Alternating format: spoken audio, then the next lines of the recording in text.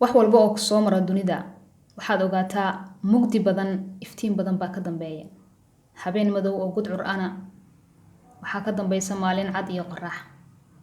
Murugo walbana farxad baa ka dambaysa. Marka ha ka quusan raxmadda Ilaahay.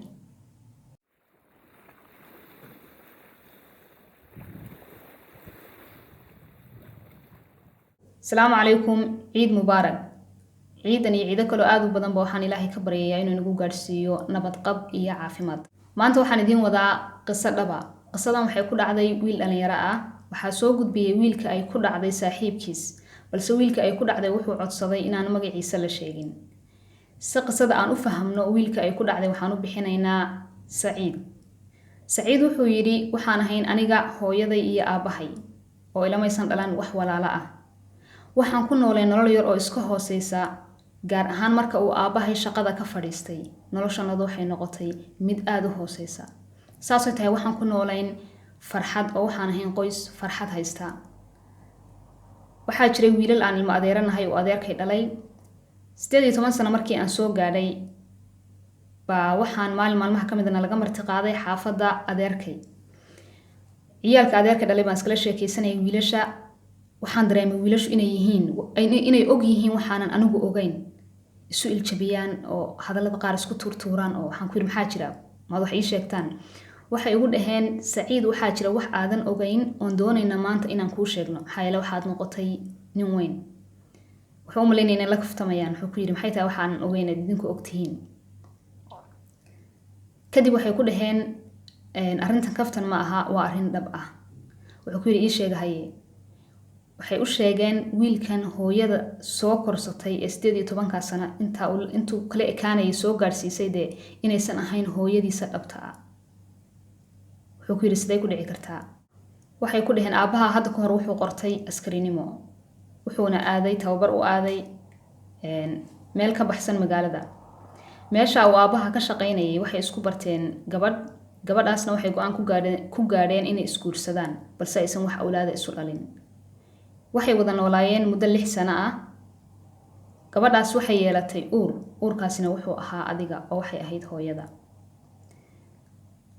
Way ku dhashay markii aad jirtay bil ama 2 bilood. Aabaha shaqadii uu meesha ka hayay baa u soo dhamaatay. Wuxuu ka soo qaatay hooyada, iyadiina sidii buu ku furay oo uga soo tagay. Wuxuu ku keenay xaaskiisa oo ah hooyada adiga ku soo korisay ee hadda hooyada ku ah. Marka waxay ku dhaheen waxaad ogaataa in ay hooyada ku soo korisay aysan marnaba ahayn hooyadii adiga ku dhashay, balse ay tahay hooyada ku soo korisay oo kugu jirta booskii hooyanimo. Wiilkii wuu qaadan waayay arrintii. 2 wiil oo ilmo adeera ay ahaayeen buu la fadhiyay. Midkii u sheegay sheekada mooyaane kii kalena wuxuu kitaab gacanta u saaray sheekadan inay dhab tahay. Markii uu kitaabka gacanta loo saaray wuu aaminay sheekadu inay dhab tahay, balse wuu qaadan waayay. Wiilashii buu ka soo tagay. Intuu wadada soo socday waxa uu bilaabatay nolol mugdi iyo murugo leh iyo su'aalo isweydiin aan dhammaad lahayn. Wuxuu yimid gurigooda, wuxuuna sugay hooyadii aabihii. Wuxuu arkay hooyadii aabihii oo maqan, wuxuuna bilaabay inuu sugo hooyadii aabihii si uu arrintan uga hubsado.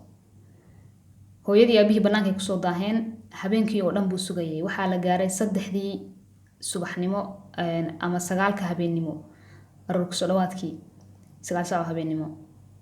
Hooyadii aabihii markii bay yimaadeen isagoo guriga iska dhex fadhiya. Aabihiis gurigu soo dhex maray guriga. Wuxuu ku yiri omaadan seexan miyaa, maxaad la soo jeedaa? Wuxuu ku yiri waxaan doonayaa inaan mowduuc kala hadlo ee soo fariiso. Aabihiis wuxuu ku yiri waan daalanahay mar kale aan ka wada hadlaynaa. Isagoo ooyaya iyo cod aad u gaaban wuxuu ku yiri waxaan doonayaa aaba inaan mowduuc kala hadlay soo fariiso. Odaygii markuu arkay wiilku inuu ooyayo wuu soo fariistay. Kadibna wuxuu ku yiri maxaa jira? Had la ooyaysaa? Wuxuu weydiiyay hooyadiis. Wuxuu ku yiri walaaladay waxay ii sheegeen adeerkay dhalay ilmo adeeraday in hooyaday aysan ahayn hooyaday. Hooyadayna aan meel lagu ogayn. Waxaan doonayaa hooyada inaad iiga waranto. Waxaan doonayaa sheekada inay dhab tahay in kale inaad ii sheegto. Waxaan doonayaa inaad ii sheegto waxan oo dhan sida ay ku dhaceen. Waxaan rabaa inaan ogaado sababta aad anigoo inta leego nin weyna aad iigu nooleysiseen nolosha beenta aan weligeeba ku noolayn marnaba ogaan inaan anigu reerku aysan hooyaday aysan ahayn hooyada dhabta ah ay dhashay. Aabihiis wuxuu u sheegay sheekada uu maqlay inay dhab tahay. wuxuu u sheegay in hooyadiis isagoo 2 bilood jira uu ka soo qaatay meelna uusan ku ogeyn hooyadii, lambar uusan ka haynin, meelay jirta uusan ogeyn, wax macluumaad uusan ka haynin ilaa maalinkii uu ka soo qaatay ay kala tageen. habeenkii muusa seexan ilaa waaga ugu bariyay sidii su'aal isu weydiinayay marna isaga barooranayay. waagu markuu bariyay wuxuu go'aan ku gaadhay in uu hooyadiis u galo baadigoob. Siciid markii uu waayo wax macluumaad ah oo hooyadii gaarsiinaya ama uu ku heli karayo hooyadiis, wuxuuna ku jiray iskuulka dugsi sare form 4 ama class 12aad. wuxuu tala ku gooyay in uu iska dhamaysto iskuulkiisa secondary-ga iska dhamaysto, kadibna dugsi sare markii uu dhameeyo naftiisa wuxuu ballan ku qaaday inuusan wax kala samaynin ilaa uu hooyadii ka helo. marka hore uu mashquulka iskuulka uu dhinac iska dhigo. wuxuu bilaabay inuu imtixaanaadkiisii iyo cashirkiisii uu diiradda saaro. kadibna markii uu iskuulka sidaa u dhameeyay isagoon habeenna aysan ka maqnaanin fikirka inuu hooyadii ka fikira mar walba iyo sidii uu ku heli lahaa iyo goorta uu la kulmi lahaa iyo su'aalahan faraha badan ee ka guuxaya goortii uu ka bogsan lahaa ee uu heli lahaa jawaabaheeda. isagoo aaminsan hooyadiina 18 sano uu jiro in ay raadinaysay inta isagu hadda inta yar uu raadinayay in ka badan iyadu raadinaysay way doonayso wiilkeeda inay aragto. Siciid wuxuu dhameeyay iskuulkii wuxuuna bilaabay in uu baadigoob u galo hooyadiis. uu u soo jeestay siduu ku heli lahaa. wuxuu u tagay aabihiis mar labaad dib ugu noqday wuxuuna weydiiyay macluumaad kasta oo hooyadii ka hayo ha yaraat ha badnaatee inuu siiyo. intii uu aabihii ka qaatay ma aysan ahayn in uu ku heli karayo hooyadiis. muddo 6 bilood ay ka qaadatay in uu maaragtay macluumaad yar iyo wada wuxuun uu ku helo hooyadiis uu helo. waxay ka qaadatay muddo 6 bilood ah uu baadigoob ugu jiray hooyadii sidii uu ku heli lahaa. maalinkii dambe wuxuu ogaaday in ay jirto habaryartiis hooyadii la dhalatay oo degan magaalo iyaga u jirta 1 kiiloomitir. maalinkaas wuxuu ahaa maalinka dunida ugu farxadda badnayd. aad buu u faraxsanaa Siciid. xayla wuxuu islahaa waxaad la kulmaysaa habaryarta haddii aad la kulantana waxay ka dhigan tahay hooyadana inaad la kulantay. wuxuu helay lambarka ciwaankeeda iyo lambarkeeda. kadibna wuxuu bilaabay inuu isu diyaariyo safar sidii uu ku aadi lahaa. wuxuu soo qaatay gaarigiisa isagoo aad u faraxsan. wuxuuna bilaabay safarka inuu galo markaba una sheegay habaryartii inuu u soo socdo uu doonayo inuu u yimaado. isagoo dhexda maraya qadartu ka weyn waxaa hor istaagtay farxaddii faraha badnayd iyo hankiisii qadarta Rabbi. wuxuuna galay shil aad u weyn oo aad u xun. gaarigiisii wuu burburay markuu shilka galay. kadibna waxaa loo qaaday dhakhtarka isagoo loo maleynayay inuu dhintay. Ilaahay subxaanahu wa tacaala uu ka badbaadiyay laakiin waxaa gaaray waxyaabo aad u badan baa gaaray. wuxuu galay koomo muddo 7 bilood ah. intii uu koomada ku jiray markii uu 2 bilood koomada ku jiray waxaa dhintay aabihiis. 6 bilood markii uu koomada ku jirayna waxaa dhimatay hooyadiisii soo korisay. koomada wuxuu ka soo baxay labadiisii waalid oon u noolayn mana lahayn walaalo.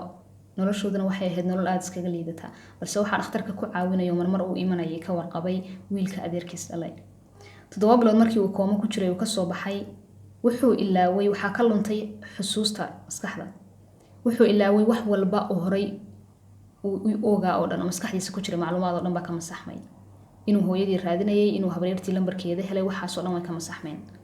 waxyaabaha qaar buu dib ku soo xasuusanayaa. ma hadli karayo mana dhaqaaqi karayo oo dhaqaaq aad buu uga dagay dhaqdhaqaaqa dhamaanba. wuxuu yiri markii aan islahaa waxaad ku noolaanaysaa farxad aan dhammaad lahayn waxaan dhexda ka galay dhibaato aan dhammaad lahayn. waxaanan ku soo koobtay 4 darbi dhexdood aysan cidna ila joogin cidna iigu imanaynin. wiilkaan ilma adeerahan ahay baa markaan mar jooga mar ii yimaada. ma hadli karayo mana dhaqaaqi karayo oo waan gaba dhaqaaqaya hadalba. waxay ila noqotay inaan ahay qofka dunida ugu nasiibka xun. wuxuu yiri dadkii dhakhtarka joogay dhammaanba waxay ogaadeen qisadayda.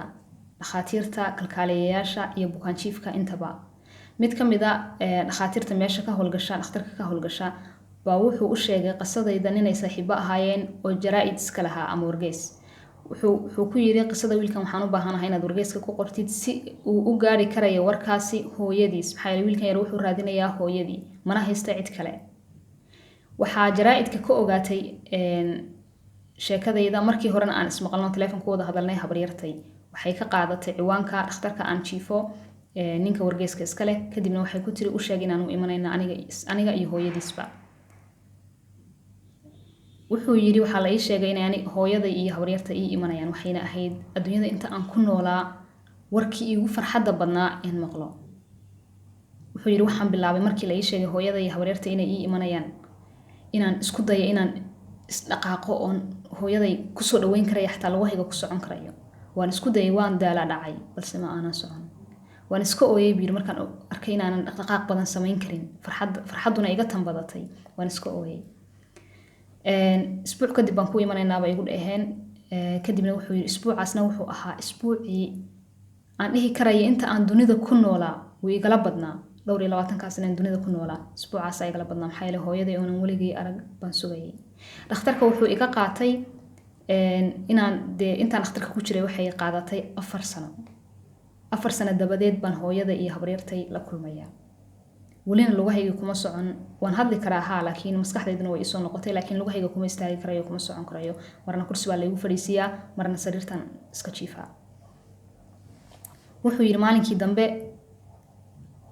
aroor bay ahayd hurdadan iskaga noqday waan soo kacay waxaan arkay laba dumar oo agteeda fadhida markay yimaadeen way diideen inay toosiyaan oo iska kay ag fadhiisteen. anna waan yaabo waxaan labada dumarka maxay ka ag sheegayaan ku ag fadhiyaan.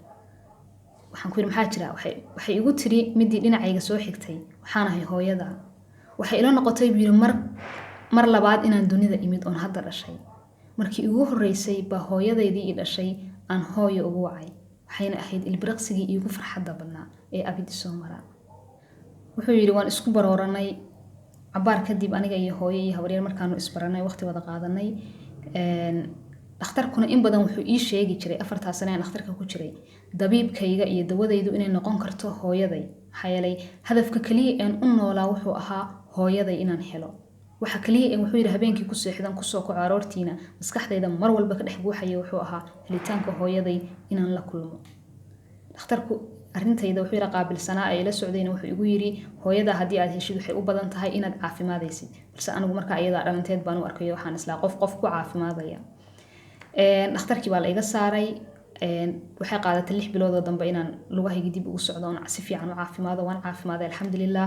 hooyada waxay iga sheekaysay sheekada oo dhameystiran markii aan 2 bilood jiray ee la iga qaatay ilaa maalinka maanta ah oo 22 sano jiro intii ka dhex lahayd hooyeenay raadinaysay balse ay weyday raad iyo ruux midnaba ay igu weyday.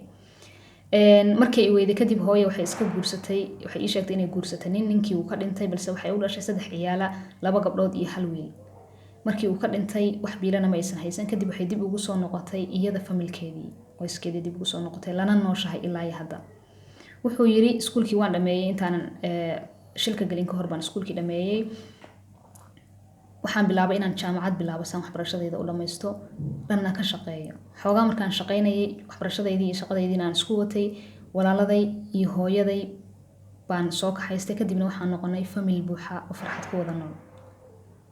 سعيد wuxuu yiri markii hore waxaan waayay hooyaday iyo aabahay waxaan galay shil aad u xun waxaan waayay hadalkii xusuustii iyo dhaqaaqii intaba waxaan ka qoostay nolosha balse waxaan mar labaad dib u hantiyay oo u hantay qoyskaygii hooyadayda dhabta ahayd iyo farxad dhaba. muuqaalka hadaad ka heshay suulka saar si aad noogu soo birto subscribe taabo wixii fikri raayis weydaarsiya qaybta hoose ee faalada noogu reeb wayna muuqaalka kan xiga insha Allah nabad iyo caafimaad baan idinka tagay. Assalaamu calaykum waraxmatullaahi wabarakaatuh.